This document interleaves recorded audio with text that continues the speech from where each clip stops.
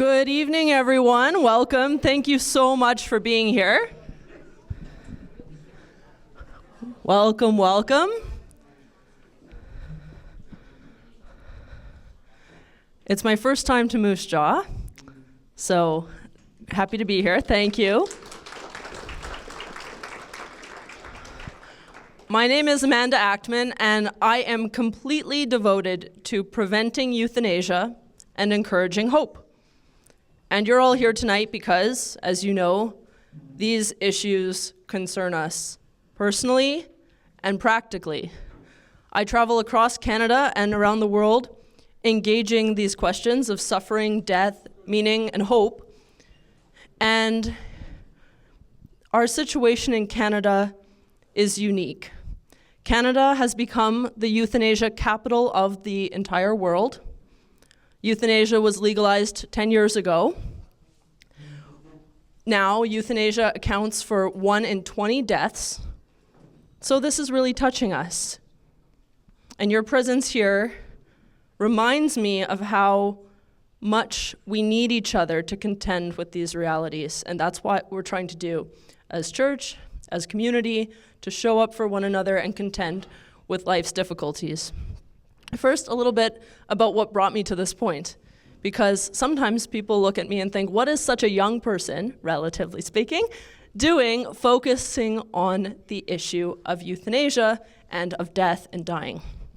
So a little bit about what led me to this point. I think of how one of my favorite saints, St. Edith Stein, says that vocation largely makes sense in retrospect. This is how it was, she says, with the persons in the story of the Incarnation.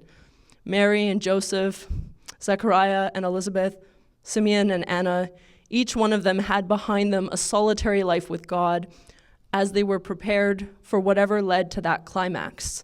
And I'm sure in your lives you can see the way in which, in retrospect, you trace God's providence. So in my life, when I think back about what it is that led me to this mission, one thing that comes to mind is that when I was just 2 years old, my baby brother died. He was 7 months. He spent most of his life in the hospital, and I didn't really see him very much because I was at home with my uncle or with the other parent who was home with me while the other parent was at the hospital. And his name was Brandon, and growing up, my parents wanted to make sure that we would remember him, especially my younger brother who was born after. So each year, growing up, we had cupcakes on the anniversary of his birthday into earth and into heaven. He was the only family member we had 2 birthdays for, basically. And so that was memorable. And my family had a lot of home video, both of his, they had home video of his funeral, his baptism, and a day in the life in the hospital. And I grew up watching these videos over and over. I wanted to watch the video of my baby brother's funeral, even from a young age, because for me, this was a way to connect with this baby brother who we lost and who really existed and who was a part of the family. And we would take family photos and we would put this little handprint ceramic thing in the photos and things like that. Whatever we could to remember that he really existed.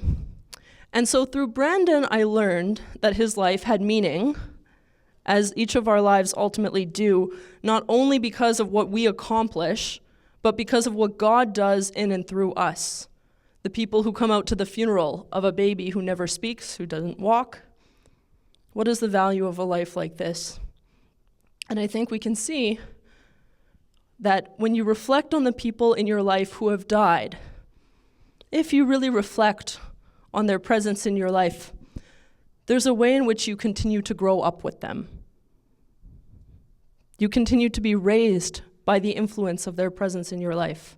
The fact of their existence continues to matter to you in ways that actually develop. They're not stagnant. The relationship that you have to those you loved and who died grows. So that's my baby brother, Brandon. Another key influence in my life was my grandfather. My grandfather was a Polish Jewish atheist. I love how just my family introduction is a joke already. But yeah, he came to Canada, thankfully, in 1937. So just before the war, he arrived on his 18th birthday, and he joined his parents and younger brother, but all of the extended family perished in the Holocaust. And growing up, for a time, he and my grandmother lived in Toronto, but then they eventually moved to Calgary, where I grew up. My grandmother developed dementia, and so for a time, she was in a retirement home and receiving extra care. And though my grandfather had become an atheist because of the Holocaust, he still modeled to me a witness and an example of fidelity, because he went every single day to visit my grandmother. And even though my grandmother could not remember the visit even 2 minutes later, I was touched, and I remain touched by the reality that I still remember it. Twice a lifetime later for me, I still remember that devotion, that steadfastness, that love that he had that made such an imprint on my own soul, and that I continue to grow up with in a certain way. So my grandfather, because of his experiences and his education, he actually hoped that I would abandon faith. I was raised Catholic by my parents, though both actually have Jewish background, and he hoped I would abandon it. Jewish, Christian, for him it was all superstition, and God was not to be trusted because of the Holocaust. And so he thought I should do a couple things to test my faith, to see if it could really stand the test of the suffering and pain that had so shaken him. So the first thing he recommended would be go to university. See if you keep your faith after that. So not only to honor his somewhat dare, but partly, I went to university, I studied liberal arts, I was reading the great books, and they did not make me lose my faith. The second thing he said, if that didn't work, was that maybe studying the Holocaust would do it. And so when I was 18 years old, I traveled on the March of Remembrance and Hope Holocaust study trip to Germany and Poland with 60 university students and 2 Holocaust survivors. And that trip really marked me. These survivors had persevered in their faith and also in the meaning of returning to the sites of such devastation in order to tell successive generations what had happened. And it was during that Holocaust study trip that one of our guides had said something that has stayed with me all of these years. The guide said that dehumanization is at the core of genocide. Dehumanization is at the core of genocide. So I thought, okay, what does it mean then to do the opposite? What's the opposite of Auschwitz? What's the opposite of gas chambers? What then does it mean to humanize humanity? And those questions that started to so absorb me in my early 20s led me to move to Poland and study John Paul II. Because John Paul II had said, and I began to think it's an interpretive key to so many things, that the fundamental problem of an ideology is the view of the human person. If you get the human person wrong, you make all kinds of mistakes, deadly mistakes, as history shows. So I was studying John Paul II studies in Poland. I moved to Lublin, Poland, where John Paul II taught ethics for 25 years before he was Pope. And I had never expected that I would go back to some of the places I had visited on that Holocaust study trip. But then I actually volunteered at a former concentration camp every Friday for 3 hours at the former camp called Majdanek, wrestling with these questions of morality and mortality. So step by step. And while I was in Poland, especially Polish people would ask me, what on earth do you plan to do with a degree in John Paul II studies? And I would say, hopefully I will humanize the culture and resist whatever dehumanization I see. So when I moved back from my studies in Poland, I reached out to a member of parliament from Alberta and offered to lend a hand with any meaningful work that might be there for me. And then I flew out to Ottawa and I began working with this member of parliament. And very quickly, during my time in this office, the issue became the expansion of euthanasia. Bill C-7, the government's plan, fewer than 5 years after legalization and before the mandatory statutory review, the government was already talking about expanding euthanasia even further. I should also say that I became alerted to the issue of euthanasia because initially in 2016, it was for people whose deaths are reasonably foreseeable. And throughout my high school and university years, that Polish Jewish grandfather of mine had moved in with us and lived in our home. So I became very close with him. And I also visited him sometimes in the hospital where he would have certainly asked for euthanasia. He had said, "Kill me now, I'm tired of this or that." But then I would go visit some months later, and he thankfully died a natural death at age 96, and we had a good final visit and things like this. But when I saw that the government was initially talking about euthanasia for people whose deaths are reasonably foreseeable, that descriptor had a face and a name in my grandfather. And I saw it first and foremost as a devaluation of the elderly, and also by extension, people living with terminal illnesses. And my sensitivity to any kind of dehumanization was piqued by this sense that there could be a criteria by which you no longer belong in the world. Or maybe it isn't so good for you to exist because your existence has become too precarious. So I started working in the office of this member of parliament, and what the government was proposing was removing the safeguards that had been deemed essential. There used to be a need for 2 independent witnesses, and they were removing it to 1 for persons whose deaths were deemed reasonably foreseeable. There used to be a need for a 10-day reflection period. That was also being removed if your death was deemed so-called reasonably foreseeable. And they were also introducing so-called Track 2 MAID, which is euthanasia for people with disabilities. So no terminal illness, but grievous suffering. And so we created a petition website called nosamedaydeath.ca, and quickly thousands and thousands of people signed this petition. And we emailed them and we said, "We need your stories to fight this bill. Send us your stories." Well, hundreds of stories poured in, and our little team within this MP's office realized that suddenly our MP office, this parliamentary office, felt like a suicide hotline, felt like a crisis office. We wanted to respond to every person adequately. The stories that people shared, this was the height of the pandemic as well. And people were saying how euthanasia would affect them and their loved ones. So we made videos, we had press conferences, we did different things. There are so many stories that still remain with me. One of them was a mother was writing to me and she said, "My husband and I are in BC, our adult son is in Ontario, and he lives on his own, but he lost his job due to the pandemic. He lives in a 1-bedroom apartment. He can no longer go to the gym. We're really worried about him. He waits to call us because we're 3 hours behind.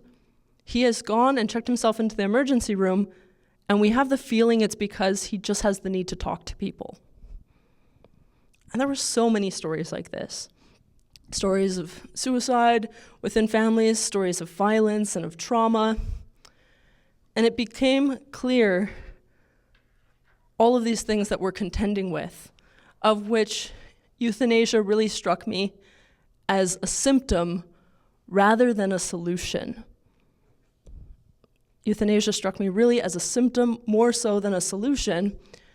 And whenever someone would be requesting euthanasia, if we were sufficiently curious about it, it seemed that it was not so much the expression of a desire to die as it was the expression of some disappointment, some need not being met. And yes, it would be easier to concede to a person's suicidal ideation. That would, in a certain sense, be simpler.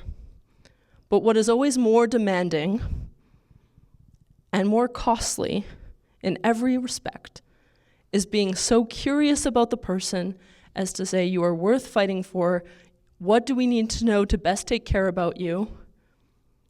You belong in the world no matter what. Brief point about no matter what. Last year, on the Terry Fox t-shirts, the slogan or the motto on the t-shirt says, no matter what. Like every Canadian kid, I grew up doing the Terry Fox run. What I remember is that how I ran the Terry Fox run was as if it was decisive for something. I ran the Terry Fox run differently than I played soccer, differently than I played tag. That running really meant something. And each year I was raising money for cancer research, and no matter what, the Terry Fox ethos is now a rival vision in our country to the euthanasia one. They are not really compatible. No matter what on the one hand, versus if this, then death. Since Terry Fox's Marathon of Hope, which we still continue each year as Canadians, I think it's one of the most essential elements of our national identity at a time when we're all trying to figure out what that is constituted by. Terry Fox's legacy is very, very important and teaches us many things. Because of his Marathon of Hope, which doesn't just end with him, but continues with us and with all the school children and all the people who join this country and participate in it, more than $800 million has been raised for cancer research.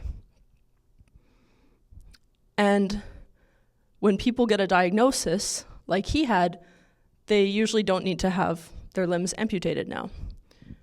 And there's so many developments in technological progress that happen when we say, no matter what, we're going to fight for this person. And yes, death happens. We, as Catholics, accept natural death. We say we are pro-life from the moment of fertilization until the moment of natural death. That means that we accept natural death.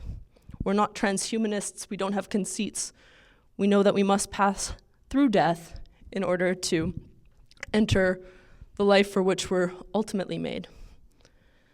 So all of these things were in the backdrop. And now I just want to share a little bit, briefly about the technological development. We lower the bar and we lower the standard when we say that this or that condition justifies euthanasia.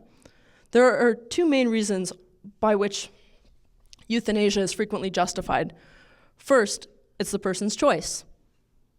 It's the person's wishes. They've decided, tired of living, no more desire to live for this or that reason, life is unbearable, can't do meaningful activities, whatever it may be.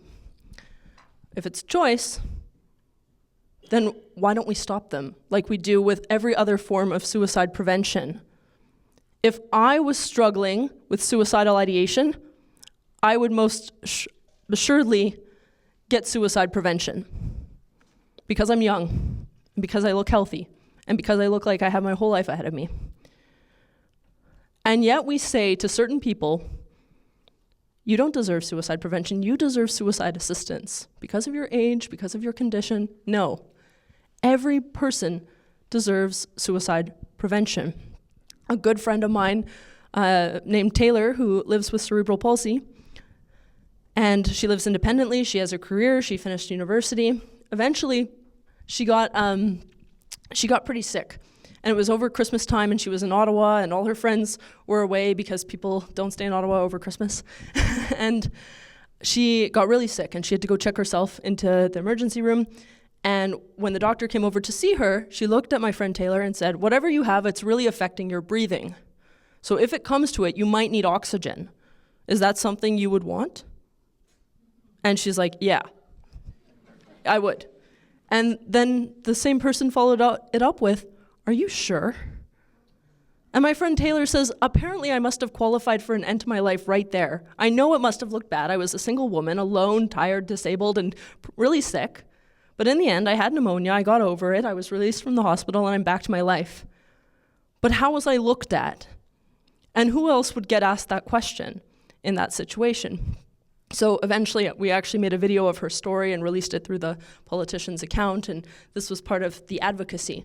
So the first is this, well, just choice, a person wants it. First is, that's not curious enough about the underlying reasons leading to that request, the way in which the request is saying, I have needs that are not being met, the way in which the request to die is always a cry for help in some form or another. When someone says, well, but what if the person really wants it? Really wanting to die is a red flag. It's a red flag. It's not to be taken as the expression of a desire to die. It is a cry for help. It is a cry of the heart. And even St. Augustine had this insight. He was writing about free choice of the will and suicide in the 3rd century.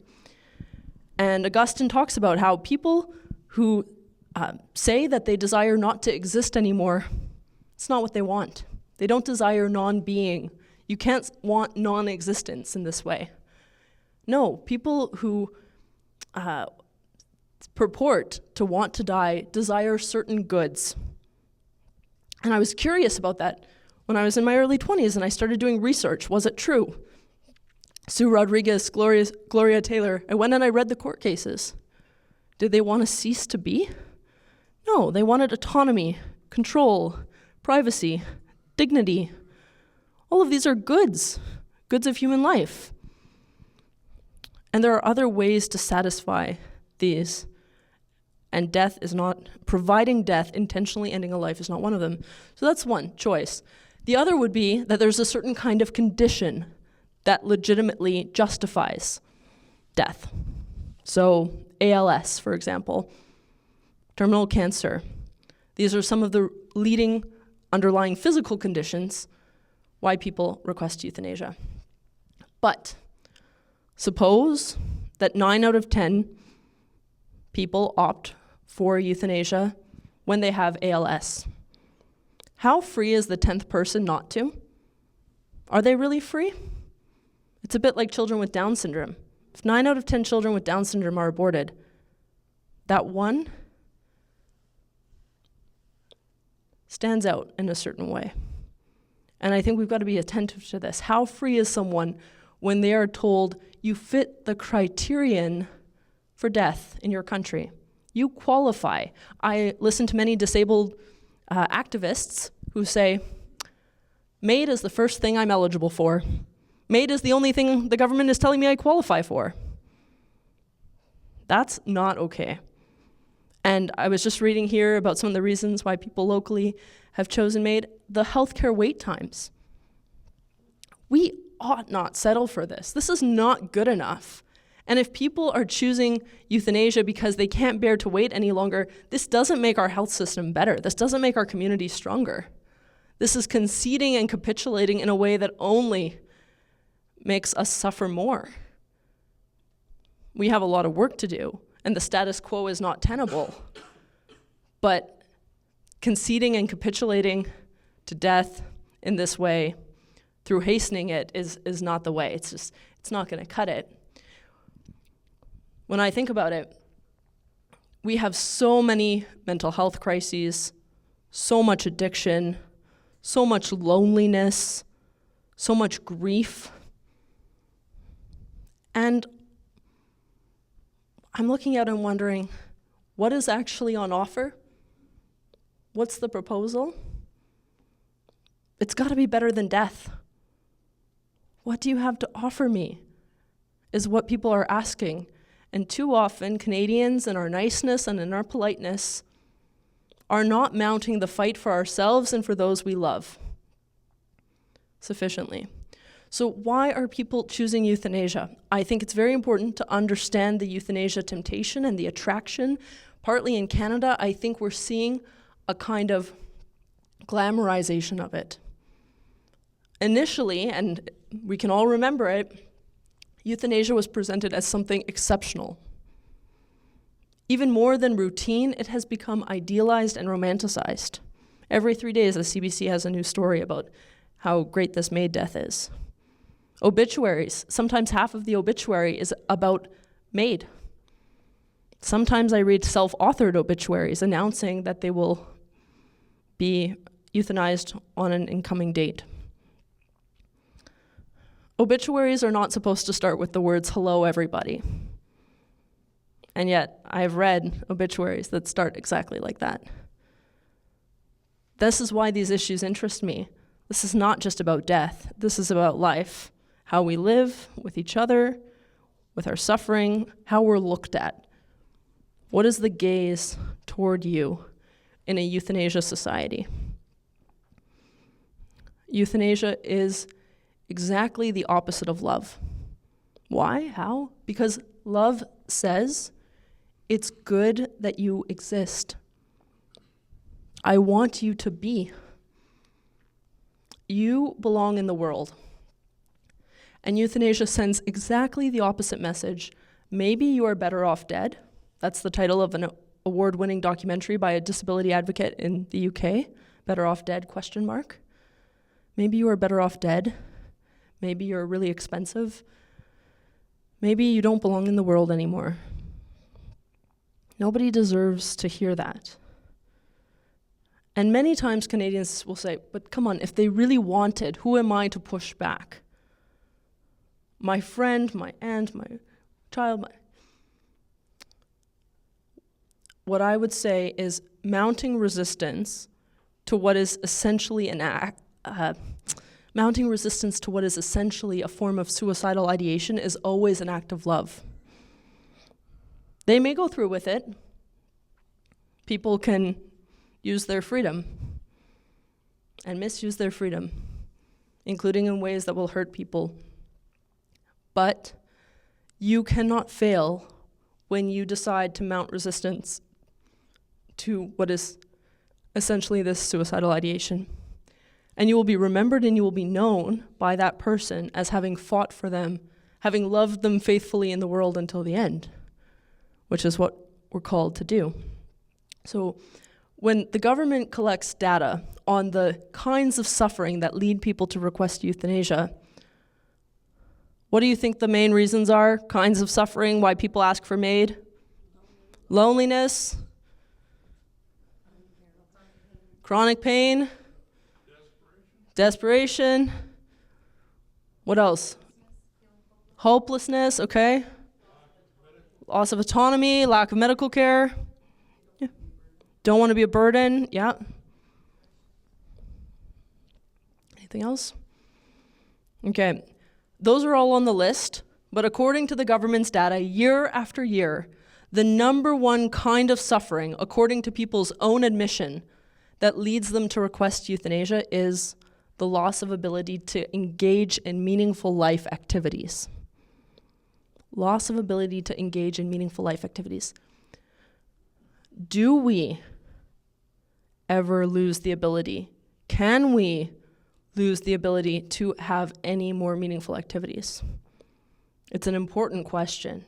We can certainly lose the capacity for some meaningful activities. That is part of aging and disabilities and vulnerability. And we make no illusions about this. But can the person cease to have any meaning whatsoever? And if our meaning is contingent upon what we can do, how we can perform, how we can relate, what we can remember, what does that say about all the people who can't do those things throughout their lives? Similarly, the second top reason, the second top kind of suffering that Canadians say leads them to request euthanasia is inability to do the daily activities of personal care.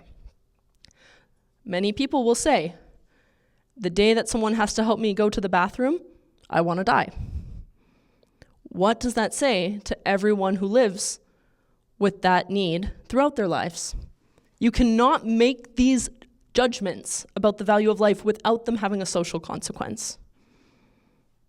You cannot say, as I read on Twitter each day, things like, if I ever had this or that condition, just euthanize me.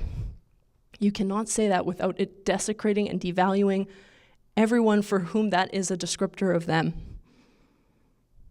That's why this is so wounding and affecting, and it changes how we look at people, and it changes how we look at ourselves. Euthanasia is a form of self-harm, and it bespeaks a massive crisis of self-esteem. We have spent so much emphasis and energy on self-esteem for young people, Where's the emphasis on preventing self-harm and self-rejection and addressing self-esteem for older people, for people living with disabilities, for people undergoing illnesses? This is a self-esteem crisis that deserves similar interventions that we give to young people. So those are some of the reasons why people say. And in Saskatchewan, the story of Tracy Latimer. I'm sure most of you, how many of you remember the story of Tracy Latimer? Yeah. Many Canadians don't know this story as well as you do. But for my friend Taylor, the one I mentioned, who lives with cerebral palsy, think of how that story affected her growing up. Reading the news articles from the early 90s when she was born about how her father resented having to care for her so much that he killed her. That's how she puts it. That's how my friend Taylor puts it. For some disability rights scholars and advocates who I read and study, that was a turning point for them. The before and after of their life is the death, the murder of Tracy Latimer by her father. And when we look at the news articles from that time, whether the New York Times or the CBC or Maclean's, how is the father described? Clean living, honest, hardworking farmer who loved his family. And she, how is she described? 38-pound, diaper-clad, disabled kid who was nonverbal. That is dehumanization.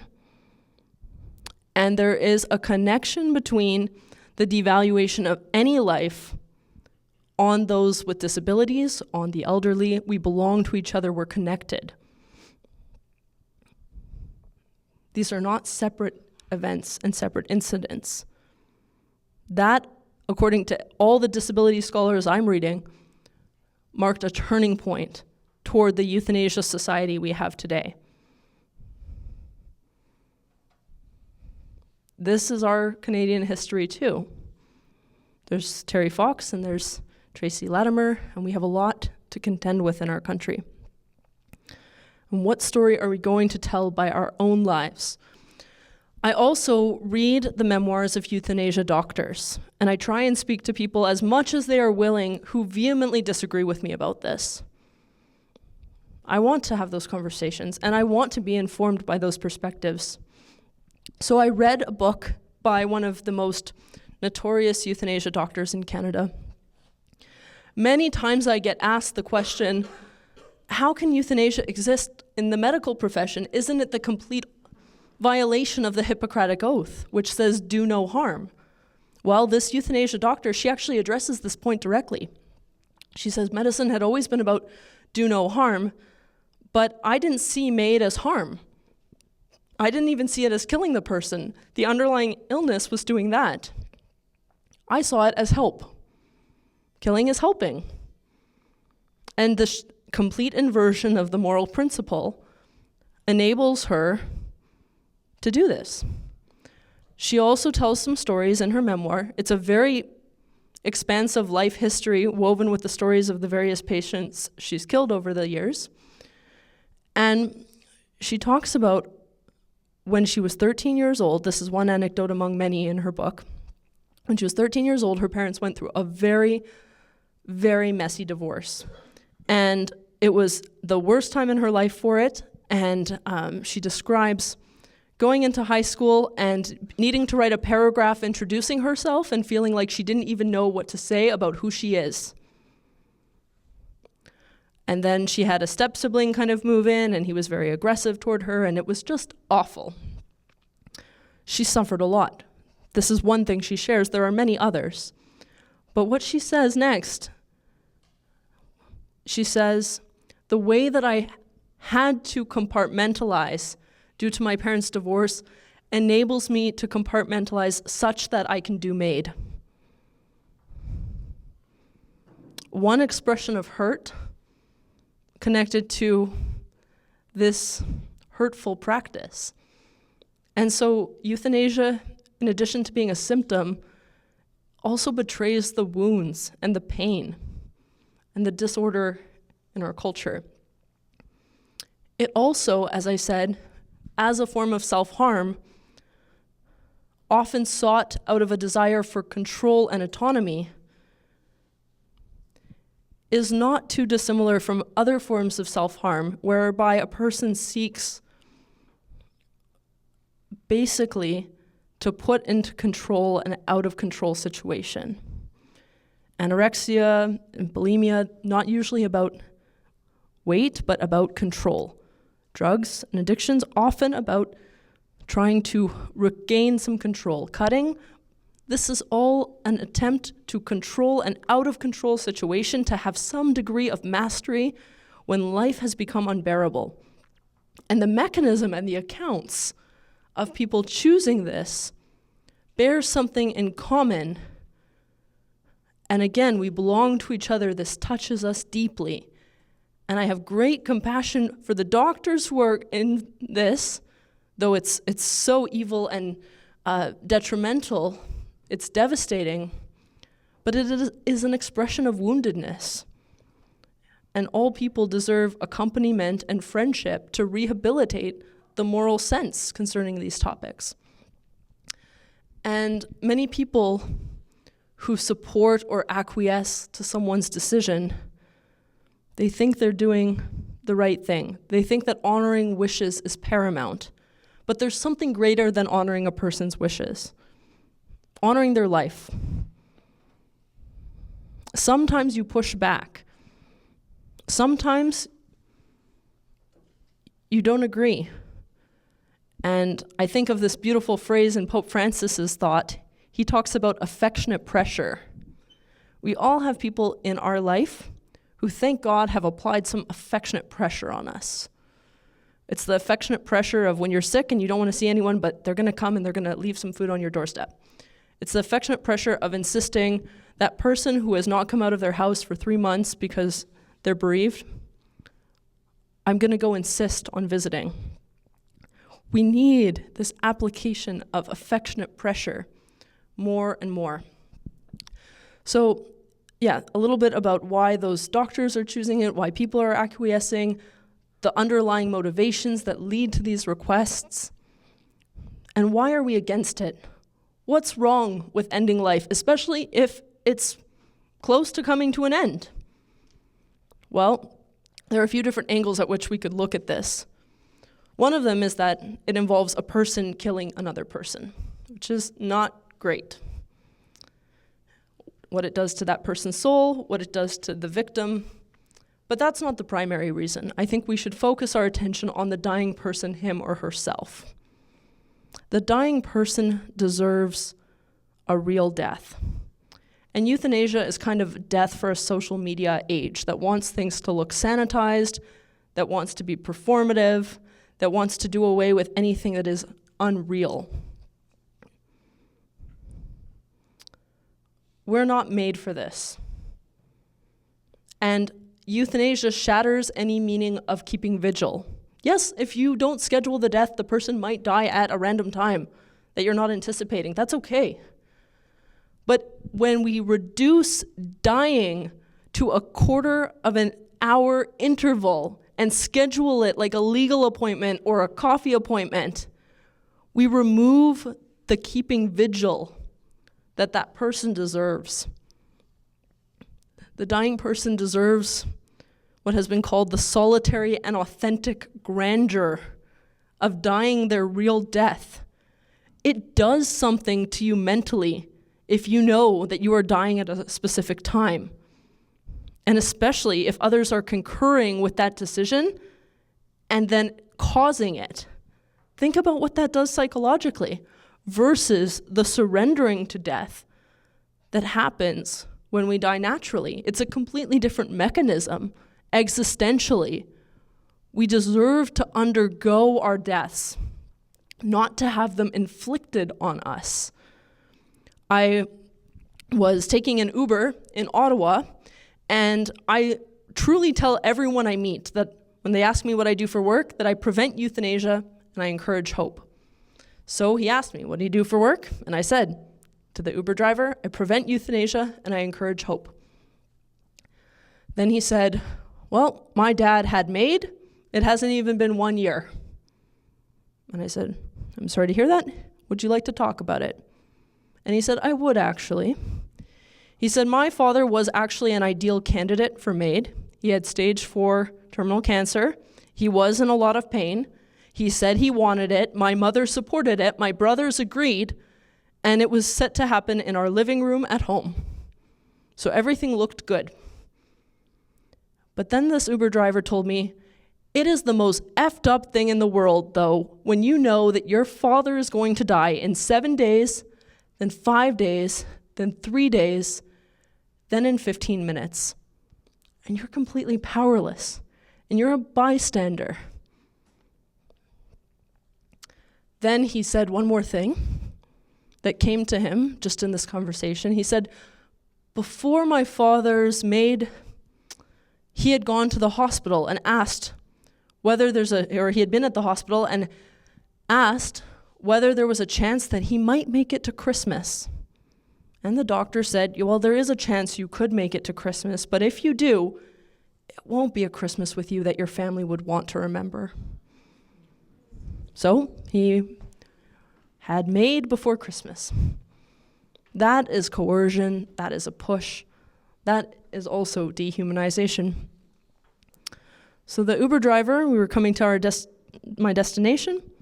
He said he hoped I would give him a 5-star review and not lower the stars. And I said, no problem.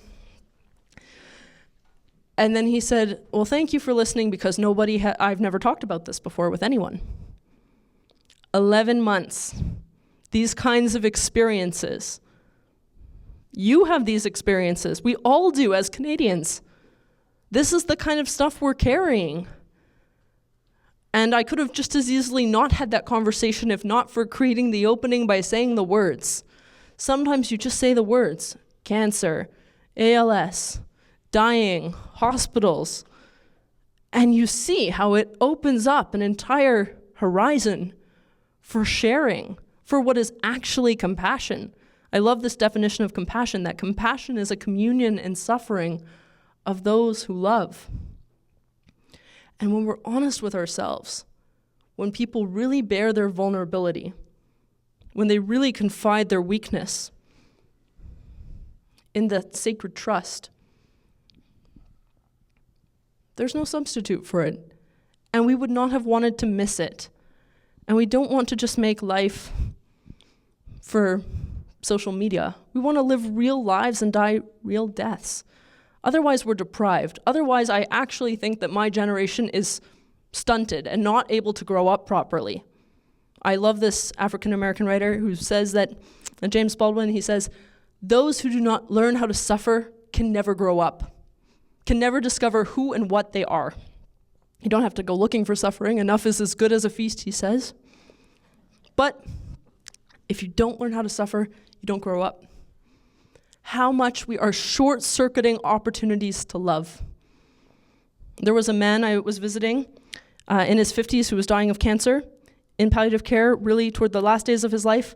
And with the directness that I was able to bring to the conversation and the rapport that we quickly cultivated, I asked him, what is the value of living one day more and one day more when, it's really soon, it's really close. And he said, with perfect naturalness, well, then I wouldn't have met you. And I was very touched. People who are suffering and dying reveal all kinds of things to us about ourselves that sometimes we're deeply afraid of. That's part of why we sometimes eject people from our view. But again, I love this line of Pope Francis. I think about him a lot, especially in these days. He says, touching and looking at the face of Christ. This is what it means to give our life. We have such a better vision than a euthanasia society. Euthanasia represents the nihilism and the despair into which we are called to speak life and hope.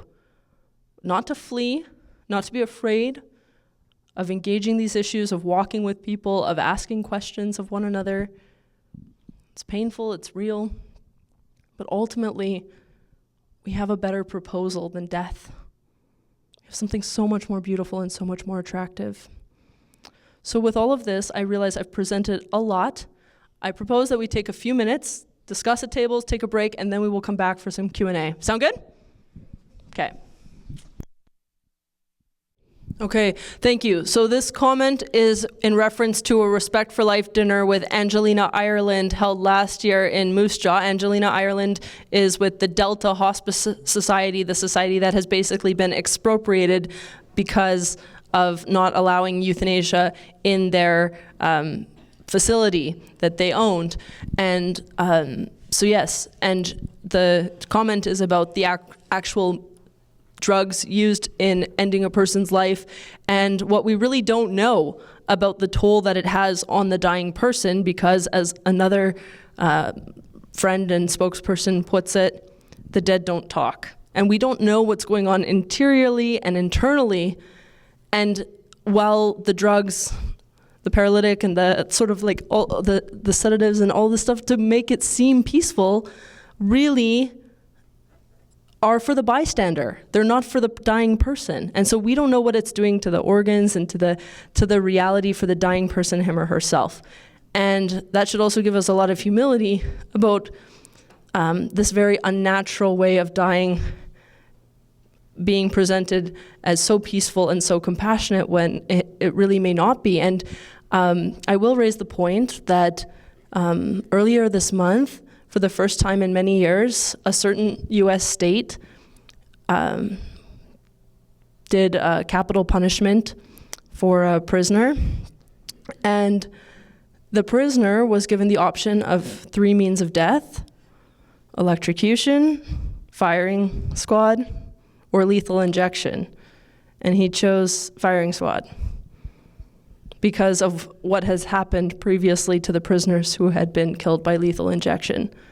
These drugs are not listed for the purpose of ending human life. It's not what medicine is ordered to.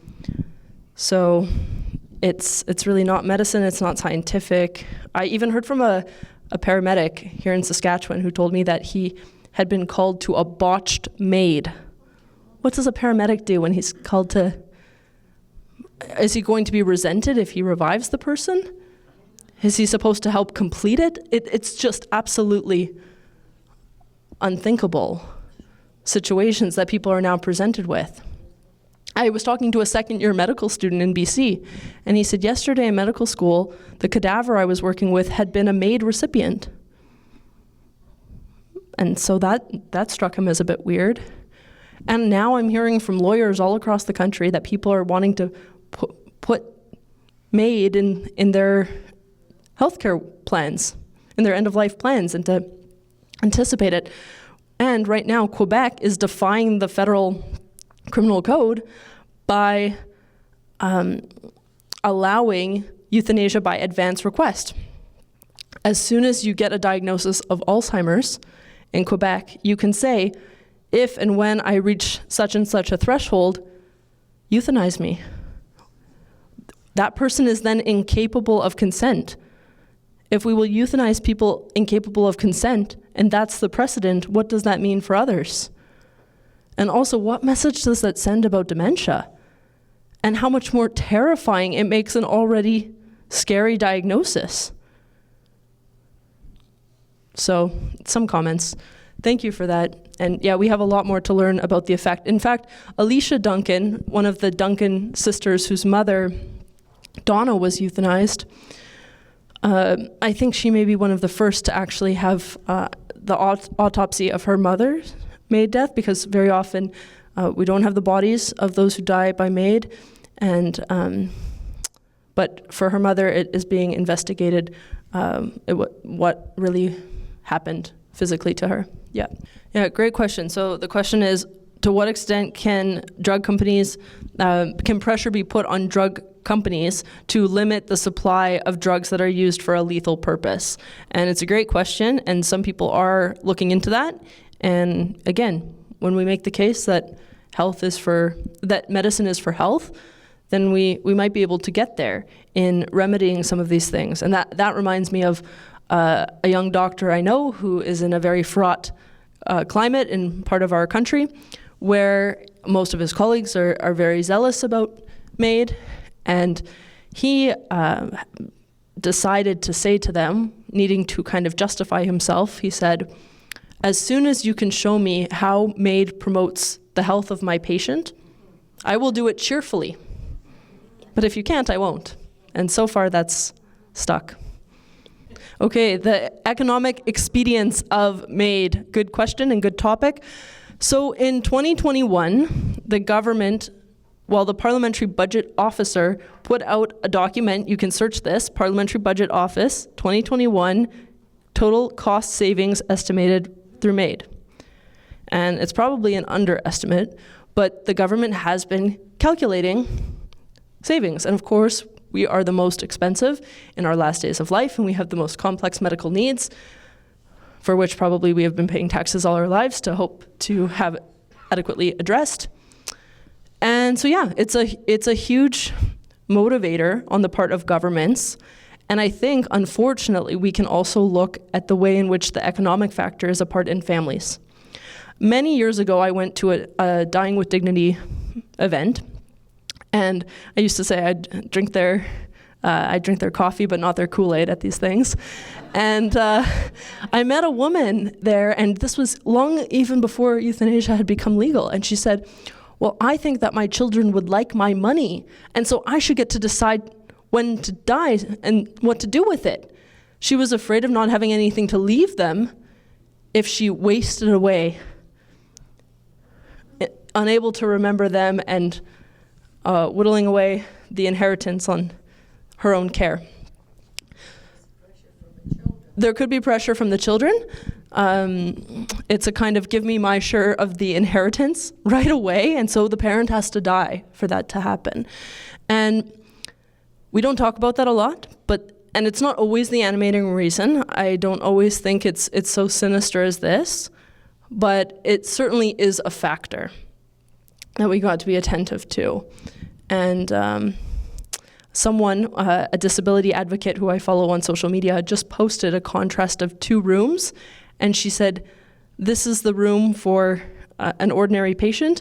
The MAID suite, where they kill you, is an upgrade, twice the size. So how do you respond to hearing that basically a neighbor in your, that someone in your life, maybe you have whatever degree of familiarity with them, how do you respond when you hear about this? Well, I mentioned with the Uber driver, as soon as he said my dad had MAID 11 months ago, I said, I'm sorry to hear that. And maybe I was the first person in his life, probably, because he said he hadn't even talked about it. Many times, people are not even given permission to grieve the unique loss and trauma that this is, because nobody recognizes it even as a problem. I was giving a talk a couple weeks ago, and speaking in this way that I do, afterward, a 28-year-old woman came up to me, and she said, tonight is the first moment I feel I received permission to grieve my grandmother's death by MAID in September. This was just the other week. And she said the reason is because everyone in the family says it was great. They idealize it. There's no talking to them about how it hurt me. So the first thing, which will always be painful for those who are seeking to justify it, so we have to prepare for that, because many people are living in this justification, this need to justify something that has happened to someone they love, and in which they may have been complicit. So that's very difficult. But to give people the space to question and scrutinize how it unfolded. And I think most people will become a little bit critical. So don't be afraid to say, I'm sure that was really hard. That was probably painful. Do you think that loss was unique to other losses? Without a blatant judgment, simply asking questions can invite reflection and even some degree of scrutiny. And inviting people to question their experiences, like this man in the Uber. He said one more thing that I didn't mention. He said that his mother hadn't gone into the living room since the death. That's at the level of experience, totally secular guy. And with these events, we can work with experiences. A lot of the people, I make short films with people who want to share their stories. You can see them on my website, dyingtomeetyou.com. I can give you cards. There's 7 short films there already. One of the recent ones is called Not Made for This. It's a story of Christopher Lyon, and his father was euthanized. And he starts off the video by saying, my opposition to MAID is not abstract, it's not speculative, it's not theoretical. My opposition to MAID is practical because I watched doctors kill my father in front of my eyes, surrounded by family members on one of those family members' birthdays. And he tells the story about his father's lifelong suicidal ideation, how he romanticized suicide as a kind of masculine ideal, citing Robin Williams and Ernest Hemingway as examples. He was killed halfway through the 90-day assessment period for people whose deaths are not reasonably foreseeable. The psychiatric assessment, full of errors, claiming that his father was never depressed, and then subsequently listing all of the antidepressants he was on. Saying he wasn't suicidal because in the assessment he said he wasn't, but he had this whole history of suicidality after a traumatic experience in the police force, addressing a lot of very dark crimes. We can do a lot of work with the ordinary everyday experiences. It's not even an exclusively religious topic. This creates an opening for us to discuss the deeply human questions with everyone and anyone. But it's also beautiful how these experiences of deep pain and deep sorrow do provide an entry point to meet people with a look of love, the love that God has for them. I think often about how we know in our kind of Catholic faith and sense of theology and ethics that in order for something to be a mortal sin, you need full knowledge, full consent, and grave matter. Well, euthanasia is always a grave matter. Prematurely ending a person's life, always serious, always a grave matter. Full knowledge, full consent. How free are people? How knowledgeable are they? And if, according to our ethical understanding of moral action, we can see the deficiencies in these basic aspects of action, knowledge, intention, then how much more mercy must God have toward people? And I think that's a big source of consolation. But it doesn't leave us to desist from the work of actually forming and educating people in the truth. Yeah, thank you for this question. So the question is, when someone is suffering in excruciating, agonizing physical pain, why not euthanasia? Is this not something compassionate both for them and for those around them? To this, I will say, and I will rely on the expertise of the truly noble pro-life palliative care doctors in this country who say that people should not be dying of physical agony and pain like that given adequate palliative care. And adequate palliative care can include palliative sedation, and it can include so many means by which you address the pain, not intending to kill the person. The person may die, and their death may even be hastened inadvertently as a side effect of the pain medication, but that is not euthanasia. The difference being, you use the pain medication to treat the person. The person is at the center. Whereas euthanasia moves the person to the side, palliative care puts the person at the center. And so we know how much we can manage pain. We can manage it to the point of death. And intending to do that would be a misuse of the expertise of palliative care, or it would not be a use of palliative care. But we know in Canada that the vast majority lack access to quality palliative care, and that palliative care is getting conflated with MAID. Many MAID doctors will say, I'm not against palliative care, it's the penultimate step before MAID. So we have our work cut out for us to make these distinctions. But I think we have to expect better, get more demanding, and also on that point about others, family members, friends. We all know that there are times we have suffered more by seeing someone we love suffer than we have suffered ourselves, Even if something we have suffered ourselves is objectively more serious, the pain has been much more profound to behold in that of another. And you don't know how to moderate it, and you're not inside it. This is a very important point. Many times, people are able to bear more within themselves than the onlookers can. And we know this with children. Children in palliative care, and this is on good authority of palliative care doctors across Canada, children contend with their approaching death with a remarkable, not universally, but often with a remarkable capacity to actually accept the reality that they are dying.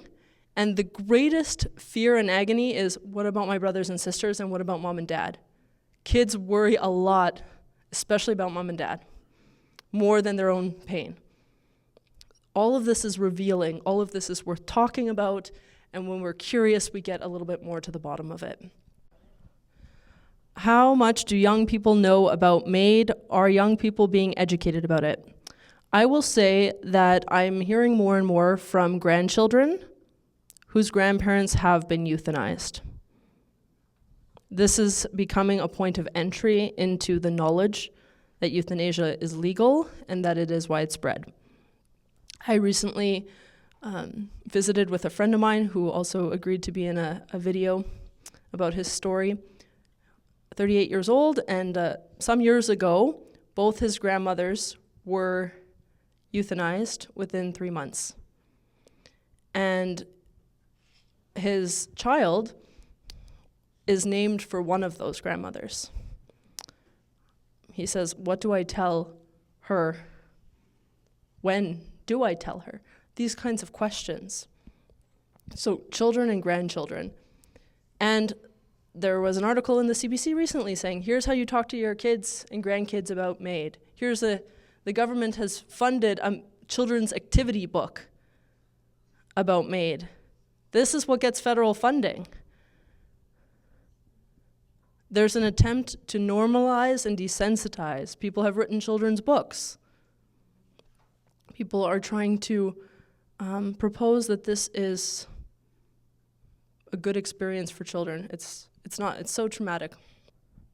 These are our friends, our kids, our parents, our neighbors. It's not okay.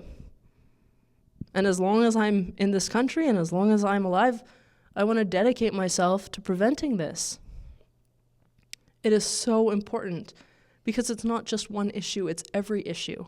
I pray a lot about this and I'm like, Lord, am I really going to be known as like the euthanasia girl? Is this what you want for my life? And there's great clarity because, like I said, this is not one issue. This is so many more issues. The question of whether or not it's good to be a person after all. The question of whether or not it's good we exist and we belong in the world.